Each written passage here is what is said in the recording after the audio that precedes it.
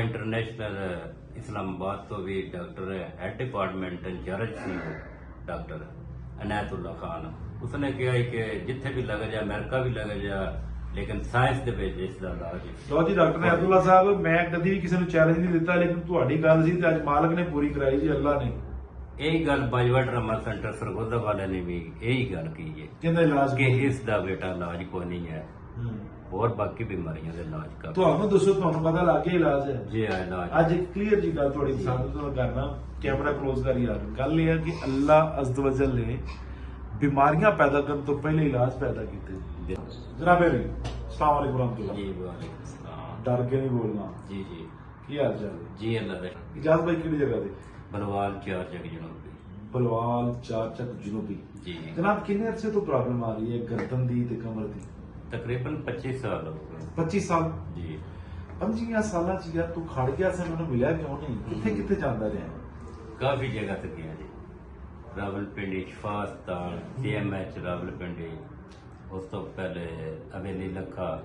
अच्छा बाबे फलके में मिल के आए हो? जी उन्होंने मिल के 2 दफा गया। अच्छा उस तो बाद सरगोदा बाईवा ट्रामा सेंटर तो भी इलाज करवाया काफी।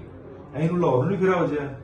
लाहौर नहीं करा जी। ਅੱਛਾ ਇਧਰ ਉਧਰ ਘੁੰਮਦੇ ਰਹੇ ਹੋ? इधर ही ਅੱਛਾ ਬੈਨੀਫਿਟ ਕੀ ਰਿਹਾ ਇਹਦੇ ਫਿਰ ਘੁੰਮਣ ਦਾ?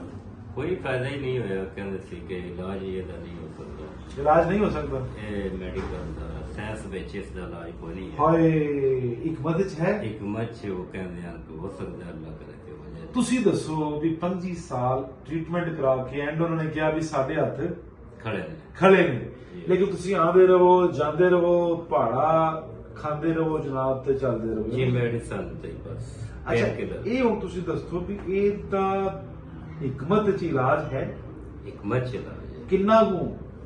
ਕਾਫੀ ਇਲਾਜ ਬਿਹਤਰ। ਤੁਹਾਨੂੰ ਅੱਜ ਕਿਤਨੀ ਵਾਰੀ ਮੇਰੇ ਕੋਲ ਆਉਂਦੇ ਹਨ? ਅੱਜ 3 ਸੈਸ਼ਨ ਹੋ ਗਏ। ਅੱਜ ਤੀਸਰਾ ਸੈਸ਼ਨ ਮੁਕੰਮਲ ਹੋ ਗਿਆ। ਅੱਜ ਤਾਂ ਮੇਰਾ ਭਤੀਜਾ ਵੀ ਨਾਲ ਆਇਆ ਹੈ ਜੀ ਤੇ ਬੜਾ ਰਾਜ਼ੀ ਹੈ। ਜੀ ਇਹ ਹਰ ਸਾਈਡ ਤੇ ਹੀ ਗਿਆ ਨਾਲ। ਅੱਛਾ ਜੀ ਚਲੋ ਇੱਧਰ ਆ ਗਿਆ ਭਾਈ ਨੇੜੇ ਆ ਜਾ ਵੀ। ਜੀ ਬਾਜਾ ਸਾਹਿਬ ਕੋਲ ਪੁੱਤਰ 25 ਸਾਲ ਅੱਬਾ ਤੇ ਅਗਨਾ ਬਿਮਾਰ ਰਿਹਾ, ਐਵੇਂ ਹੀ ਹੈ ਪੁੱਤਰ? ਇੱਥੇ ਤੀਸਰੀ ਵਾਰੀ ਆਇਆ, ਅੱਜ ਤੂੰ ਆਇਆ ਤੀਸਰੀ ਵਾਰੀ, ਹੈ ਨਹੀਂ? ਪਹਿਲੇ ਤਾਂ ਨਹੀਂ ਨਾ ਆਇਆ? ਨਹੀਂ। ਤੇਰੇ ਅੱਬੂ ਦੀ ਕੈਸੀ ਕੰਡੀਸ਼ਨ ਹੈ ਯਾਰ? ਅੱਗੇ ਨਾਲੋਂ ਬਿਹਤਰ ਹੈ? ਬਿਹਤਰ ਗਰਦਨ ਲਾਇਆ ਨਾ ਯਾਰ ਤੇਰਾ?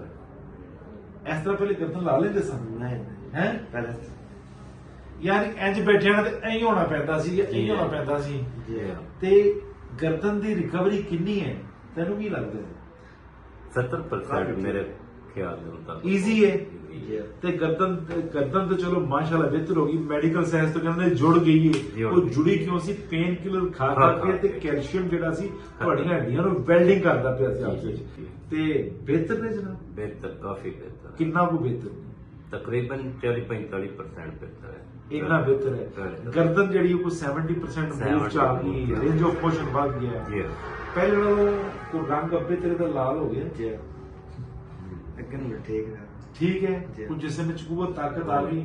ਜੀ ਜੀ ਤੇ ਜਿਹੜੇ ਮੈਡੀਕਲ ਸਾਇੰਸ ਦੇ ਦੋਸਤ ਨੇ ਜੀ ਜਿਹੜੇ ਸਿਰਫ ਮਾਯੂਸੀ ਚੁੱਕੀ ਫਿਰਦੇ ਨੇ, ਕਹਿੰਦਾ ਇਲਾਜ ਨਹੀਂ ਹੈਗਾ, ਜੀ ਐਵੇਂ ਹੀ ਹੈ ਨਾ? ਐਵੇਂ ਹੀ। ਜਾਂ ਉਹਨੂੰ ਕਹਿੰਦੇ ਨੇ ਇਹਨੂੰ ਲਾਹੌਰ ਲੈ ਜਾਓ ਜਾਂ ਇਹਨੂੰ ਇਸਲਾਮਾਬਾਦ ਲੈ ਜਾਓ ਜਾਂ ਪਿੰਡੀ ਲੈ ਜਾਓ, ਇਹ ਕਹਿੰਦੇ ਨੇ ਨਾ। ਜੀ ਤੇ ਮੈਨੂੰ ਤੁਸੀਂ ਇਹ ਦੱਸੋ ਉਹਨਾਂ ਨੂੰ ਕੀ ਪੈਗਾਮ ਤੁਸੀਂ ਦਿੰਦੇ ਹੋ ਇਜਾਜ਼ ਭਾਈ? ਮੈਂ ਜੀ ਇਹ ਪੈਗਾਮ ਦੇਣਾ ਕਿ ਇਹਦਾ ਮੈਡੀਕਲ ਸਾਇੰਸ ਤੋਂ ਹਟ ਕੇ ਜਿਹੜਾ ਨਾ ਤੁਸੀਂ ਇਹ ਟ੍ਰੀਟਮੈਂਟ ਹੋ ਸਕਦੀ ਹੈ, ਨਾਮੁਮਕਿਨ ਬਣਾਇਆ ਜਾ ਸਕਦਾ ਹੈ। ਤੇ ਕਾਫੀ ਜਗ੍ਹਾ ਤੇ ਇਲਾਜ ਕਰਵਾਇਆ। ਸ਼ਿਫਾ ਇੰਟਰਨੈਸ਼ਨਲ ਇਸਲਾਮਾਬਾਦ ਤੋਂ ਵੀ ਡਾਕਟਰ ਹੈਡ ਡਿਪਾਰਟਮੈਂਟ ਇੰਚਾਰਜ ਸੀ ਡਾਕਟਰ ਅਨਾਇਤੁल्ला ਖਾਨ। ਉਸਨੇ ਕਿਹਾ ਕਿ ਜਿੱਥੇ ਵੀ ਲੱਗ ਜਾ ਅਮਰੀਕਾ ਵੀ ਲੱਗ ਜਾ ਲੇਕਿਨ ਸਾਇੰਸ ਦੇ ਵਿੱਚ ਇਸ ਦਾ ਇਲਾਜ ਹੈ। ਲੋ ਜੀ ਡਾਕਟਰ ਅਨਾਇਤੁल्ला ਸਾਹਿਬ, ਮੈਂ ਕਦੀ ਵੀ ਕਿਸੇ ਨੂੰ ਚੈਲੰਜ ਨਹੀਂ ਦਿੱਤਾ, ਲੇਕਿਨ ਤੁਹਾਡੀ ਗੱਲ ਸੀ ਤੇ ਅੱਜ ਮਾਲਕ ਨੇ ਪੂਰੀ ਕਰਾਈ ਜੀ, ਅੱਲਾ ਨੇ। ਇਹੀ ਗੱਲ ਬਾਜਵਾ ਡਰਾਮਾ ਸੈਂਟਰ ਸਰਗੋਦਾ ਵਾਲਿਆਂ ਨੇ ਵੀ ਇਹੀ ਗੱਲ ਕੀ ਹੈ ਕਹਿੰਦਾ ਇਲਾਜ ਕਿ ਇਸ ਦਾ ਬੇਟਾ ਇਲਾਜ ਕੋਈ ਨਹੀਂ ਹੈ, ਹੋਰ ਬਾਕੀ ਬਿਮਾਰੀਆਂ ਦੇ ਇਲਾਜ ਕਰ। ਤੁਹਾਨੂੰ ਦੱਸੋ, ਤੁਹਾਨੂੰ ਪਤਾ ਲੱਗ ਗਿਆ ਇਲਾਜ ਹੈ? ਜੀ ਇਲਾਜ ਅੱਜ ਇੱਕ ਕਲੀਅਰ ਜੀ ਗੱਲ ਤੁਹਾਡੀ ਪਸੰਦ ਤੋਂ ਕਰਨਾ, ਕੈਮਰਾ ਕਲੋਜ਼ ਕਰ ਯਾਰ। ਗੱਲ ਇਹ ਹੈ ਕਿ ਅੱਲਾ ਅਜ਼ਦ ਵਜਲ ਨੇ ਬਿਮਾਰੀਆਂ ਪੈਦਾ ਕਰਨ ਤੋਂ ਪਹਿਲੇ ਇਲਾਜ ਪੈਦਾ ਕੀਤੇ ਬਿਲਕੁਲ। ਤੇ ਆਖਿਆ ਕਿ ਮੈਂ ਹਰ ਚੀਜ਼ ਦਾ ਇਲਾਜ ਪੈਦਾ ਕੀਤਾ। ਉਹ ਸਾਡੀ ਆਪਣੀ ਨੈਗਲੀਜੈਂਸੀ, ਸਾਡੀ ਪਹੁੰਚ ਨੂੰ ਉੱਥੇ ਤੱਕ ਹੋਵੇ ਜੀ ਤੇ ਅਸੀਂ ਕਹਿੰਦੇ ਨੇ ਕੁਝ ਵੀ ਨਹੀਂ ਹੈ। ਬਿਲਕੁਲ। ਅੱਲਾਹ ਕੀ ਇਲਤਜਾ ਹੈ, ਅੱਲਾਹ ਕੁੱਲ ਕਾਇਨਾਤ ਨੂੰ ਸ਼ਿਫਾ ਦੇਵੇ, ਕਿਸੇ ਇਮਤਿਹਾਨ 'ਚ ਨਾ ਪਾਵੇ। ਇਸ ਤਰ੍ਹਾਂ ਦੇ ਕੋਈ ਵੀ ਦੋਸਤ ਜਿਹੜੇ ਨੇ ਜਿਨ੍ਹਾਂ ਦੀ ਗਰਦਨ ਦੀ ਮੂਵਮੈਂਟ ਰੁਕ ਜਾਂਦੀ ਹੈ, ਜਿਨ੍ਹਾਂ ਦੀ ਸਰਵਾਈਕਲ ਦਾ ਮਸਲਾ, ਥ੍ਰਾਈਸਿੰਗ ਦਾ ਮਸਲਾ, ਲੰਬਤ ਦਾ ਮਸਲਾ ਹੈ, ਉਹ ਮੈਨੂੰ ਆ ਕੇ ਮਿਲਣ, ਮੈਂ ਤਾਮਨ ਕਰਾਂਗਾ ਇਨਸ਼ਾਅੱਲਾਹ। ਰਾਜ਼ੀ ਹੋ ਜਨਾਬ? ਜੀ ਲਓ ਛੁੱਟੀ। ਹਾਂ ਜੀ ਪੁੱਤਰ ਜੀ, ਠੀਕ ਹੈ। ਬਾਹਰ ਰਾਤ ਨਹੀਂ ਜਾਣਾ ਫਿਰ?